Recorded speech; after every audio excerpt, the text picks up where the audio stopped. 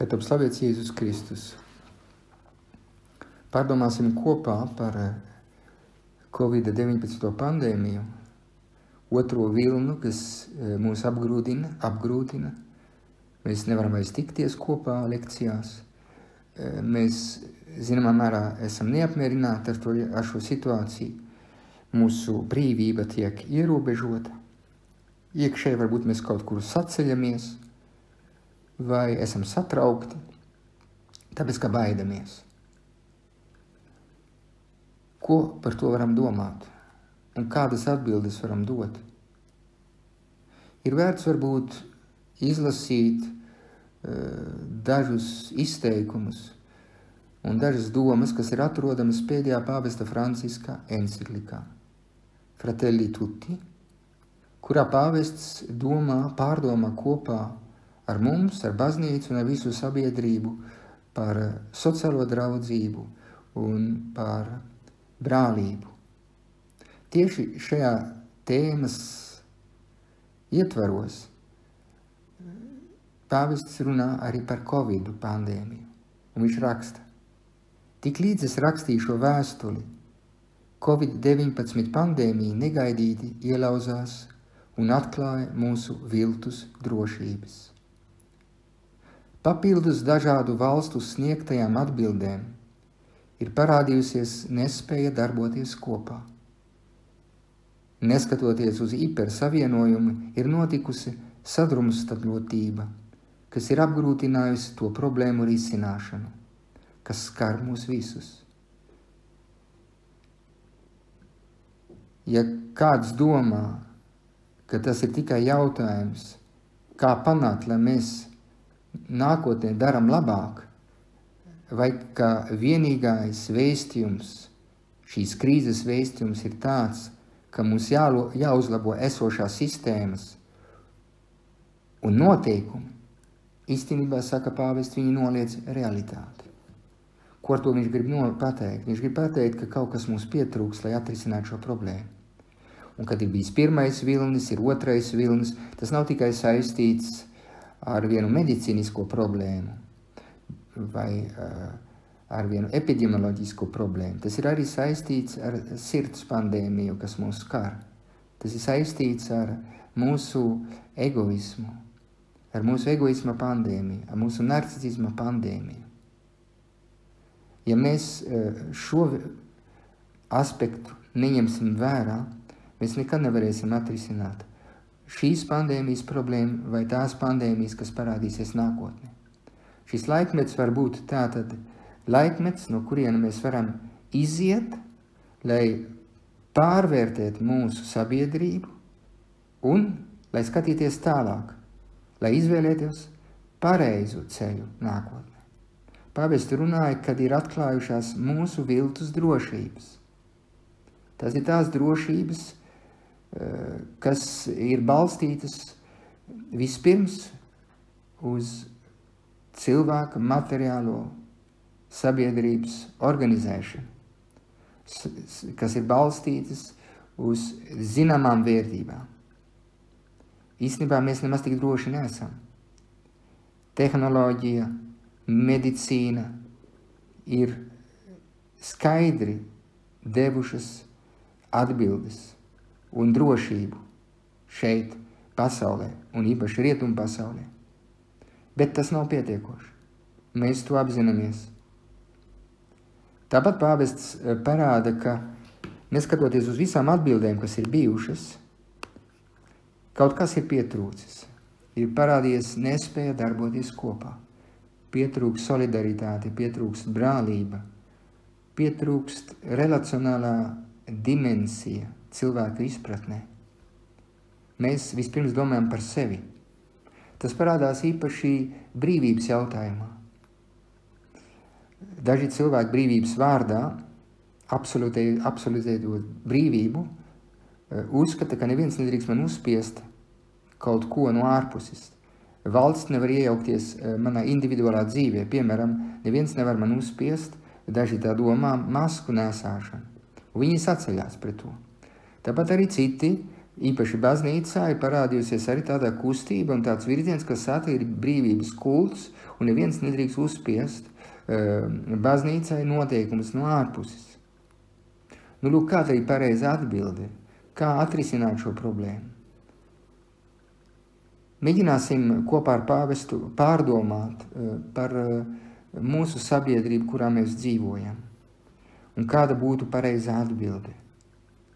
Skaidrs, ka šī enciklika, ko pāvests ir rakstījis, nav domāta tikai šīs pandēmijas atrisinājumam. Tā tikai garām ejot runā par pandēmiju, bet parāda, ka šis konteksts par tuvāko mīlestību un par tuvāko brālību, par sociālo draudzību ir konteksts, kurā mēs varam efektīvi cīnīties pret Covid-19 pandēmiju. Tā ir atklājusi mūsu sabiedrības vājumus. Un viena no šīm vājumiem ir sastāv tajā, ka ir daži cilvēki, kas dzīvo bez ierobežojumiem un bija pieraduši dzīvot bez ierobežojumiem. Domādams, ka viss ir atļauts, un īstenībā es varu darīt visu, ko es gribu, bet īstenībā aizmirstot, kad ir arī otrais cilvēks blakus mani, un kad arī ir sabiedrība, kurā es dzīvoju, kur ir arī cilvēki, kuri ir vājāki par mani. Pirmam kārtām, domādams par manu interešu sfēru, es esmu aizmirsis tos cilvēkus, kas dzīvo man blakus. Un galu galā, saka pāvests, cilvēki vairs netiek uzskatīti par primāro vērtību, kas jāciena un jāaizsargā. Īpaši, ja viņi ir nabadzīgi vai invalīdi, jeb ja viņi vēl nav vajadzīgi, piemēram, nedzimušo bērni, vai vairs nav vajadzīgi kā vecāku gada gadījumu cilvēki. Mēs esam kļuvuši nejūtīgi, saka pāvests, pret jebkāda veida atkritumiem, sākot ar pārtiku, kas ir starp nožēlojamākajiem. Pie tam vēl pāvests pieskarās pie vienas problēmas, kas ir vientulība. Šajā Covid laikmetā mēs īpaši piedzīvojam vientulību. Un tieši sociālā distancēšana, par kuru runā, ir bijusi viena no vissmagākām sekām šajā kontekstā. Ne jau slimība kā tāda, bet šī sociālā distancēšanās ir radījusi tādu atsvešināšanu starp cilvēkiem un parādījusi, ka mēs īstenībā nedzīvojam kopā ar citiem, bet mēs dzīvojam blakus viens otram, it kā svešinieki. Covida krīze piespied mūs domāt, neskatoties uz visu, ka nevaram tikai domāt par sevi. Un mums ir jāuzstāda jautājums, bet kas ir otrais cilvēks, kas dzīvo mums blakus? Ja viņš priekš manis nav nekas, tad arī es nedomāšu, runājot par manu brīvību, par otru. Tad es nedomāšu, ka man ir jāvelk maska, tāpēc, kad ir otrais cilvēks, kuru man vajag aizsargāt, un ne tikai manu dzīvību. Ja es būšu baznīcas cilvēks, ticīgs cilvēks, tad es teikšu, vispirms baznīcai nav jāpakļaujās sanitāriem noteikumiem, jo vispirms ir kulta brīvība. Bet aizmirstot, ka es kā ticīgs cilvēks varu arī nodot tālāk un izplatīt šo slimību, ja es neievērošu, piesaucot manu brīvību, ja es neievērošu otru cilvēku un visu sabiedrību, kurā es dzīvoju. Tā kā mēs visi apjēdzamies, ka brīvības koncepts, kas tiek pielietots šajā diskusijā visās sfērās un visās pasaules malās, bieži vien, kas tiek piesaukts, nav pilnīgs. Viņš iziet no vien individualistiskas izpratnes, no nepareizes vai nepilnīgas antropoloģijas. Jo brīvības jēdziens ir atkarīgs no cilvēka priekšstata, kas mums ir Un kāds priekšstats mums ir par otru cilvēku. Ja otram cilvēkam ir vaipsti un ir seja, kas mani uzrunā, tā sava laikā filozofs Bubers vai Levinas rakstīja, otrā cilvēka vaipsti mani uzrunā un ir kā aicinājums manai brīvībai. Ja es neskatos vispirms uz otru, bet es skatos vispirms uz sevi, tad šī krīze, Covida krīze, atklāja, cik man cilvēku uzskats ir nepilnīgs. Vai es būtu ticīgs cilvēks, vai es nebūtu ticīgs cilvēks. Vai laicīgs cilvēks, kas uzskata, ka viņam nav vajadzīga reliģija. Lūk, pāvests mums atgādina, ka šī krīze mums liek pārdomāt par cilvēku, par sabiedrību, kurā mēs dzīvojam, un liek mums saprast vientulības problēmu. Pāvests raksta, cik šī vientulības problēma ir svarīga mūsu kontekstā. Bērnu trūkums, kas izraisa sabiedrības novecošanos, kopā ar vecāku gada gājuma cilvēku atstāšanu sāpīgā vientulībā netieši norāda, ka viss beidzās ar mums, ka svarīgās ir tikai mūsu individuālās intereses. Tādējādi atkrituma objekts ir ne tikai pārtika vai liekas preces, bet bieži vien arī paši cilvēki. Mēs esam redzējuši, ka dažās pasaules vietās notiek ar veciem cilvēkiem koronavīrusa dēļ. Mēs esam redzējuši, kas dažās pasaules vietās notiek ar veciem cilvēkiem koronavīrusa dēļ. Jā, mēs ļoti labi redzējām Itālijā, mēs redzējām ļoti daudzās vietās, kuras cilvēki, vienkārši veci cilvēki tika pamesti veco ļaužu mītnēs un netika ņemti vērā piesardzība, nepieciešamā piesardzība, jo viņi bija vistrauslākie. Un vienkārši mēs viņus atstājām bez nekā. Viņi nomira vientulība. Bez baznīcas palīdzības, bet arī bez tuvākajiem. Pāvests saka, viņiem tā nebija jāmest. Tas ir pret cilvēka cieņu. Un īstenībā tas ar veciem cilvēkiem, kas mūsu attieksme pret veciem cilvēkiem parāda īstenībā, kādā sabiedrībā mēs dzīvojam. Mēs neapzināmies, saka pāvests, ka vecu cilvēku izolēšana un atstāšana citu aprūpē bez adekvāta un rūpīga ģimenes pavadījumas samaitā un nabadzina pašu ģimeni. Turklāt tas galu galā atņem jauniešiem nepieciešamo kontaktu ar saknēm un gudrību, ko jaunatne viena pati nevar sasniegt. Lūk, pāvests izceļ tātad Covid apstākļos, cik nozīmīgi ir mūsu attieksme pret veciem cilvēkiem. Pret tiem cilvēkiem, kas šajā pirmā vilnī tika īstenībā daudzās vietās ielikti starp iekavām un uzskatīti par mazāk cienīgiem un kurus varētu tātad neņemt vērā. Paldies Dievam, ir jāatzīstās, ka tieši šo vecu cilvēku aizsargāšanas dēļ sabiedrība ir daudzās vietās, Rietumē Eiropā un Ziemeļamerikā, cīnījusies un veicinājusi izolāciju, sabiedrības lockdownu, lai tieši aizsargātu šos vecos cilvēkus no slimības, ko jaunākās paudzes īstenībā nesaslimstot varēja tālāk nodot. Bet mēs aizmirstam, ka cilvēks nedzīvo tikai no maizes vien, kad viņam ir vajadzīga draudzība, ka viņam ir vajadzīga otra cilvēka klātbūtne. Un šeit mums, kā baznīcai un arī kā ģimenei, ir ārkārtīga loma, jo cilvēki nevar dzīvot bez ģimenes, cilvēki nevar dzīvot bez šīm sociālām saiknēm, ko sastāda ģimene. Šīs pārdomas, ko pāvests mums sniedz par ģimeni un vecākiem cilvēkiem šajā kontekstā, Covid laikmetā, var arī mums palīdzēt pārdomāt kā mums ir jāizturās pret vistrauslākajiem cilvēkiem tieši šajā pandēmijas laikā. Tieši šajā pandēmijas laikā vecie cilvēki ir tie, kas visātrāk saslimst un kuri arī visvairāk nomirst.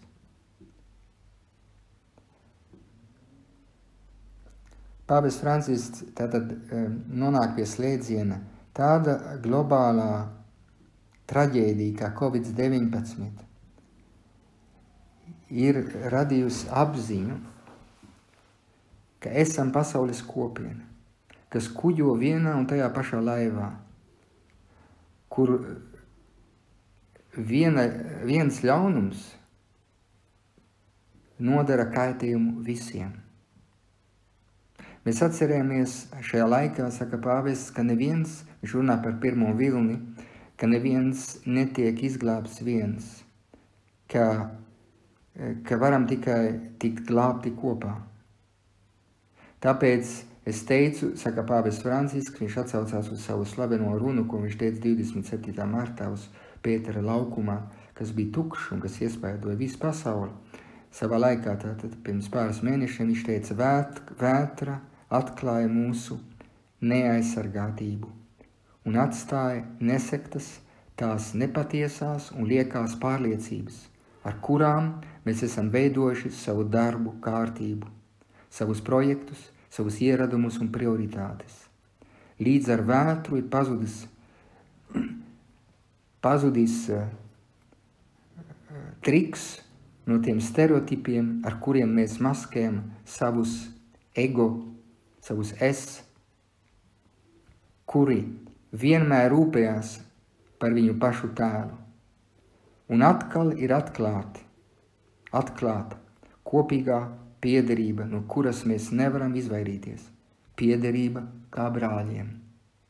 Lūk, šie vārdi, ko es izvēlējos no šīs enciklikas, var mums palīdzēt labāk lasīt no kristīgā viedokļa Covid-19 pandēmiju izraisīto krīzi sabiedrībā un arī zināmā mērā baznīcā un atrast attiecīgas atbildes. Un pāvests liek kā modeli, kas mums ir jāseko, labā samariešu modeli. Viņš ir piesaucis šo modeli un aprakstījis, kā tas palīdz mums šajā laikmetā.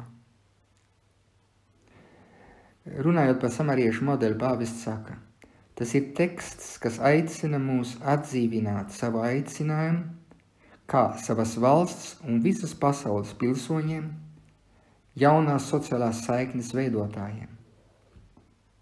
Tas ir arvien jauns atgādinājums.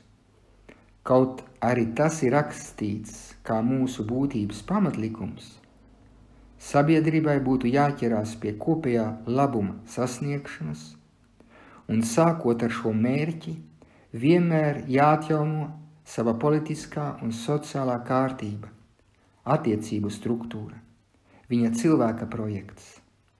Ar žestiem labais samarietis parādīja, ka katra no mums esamība ir saistība pārējo.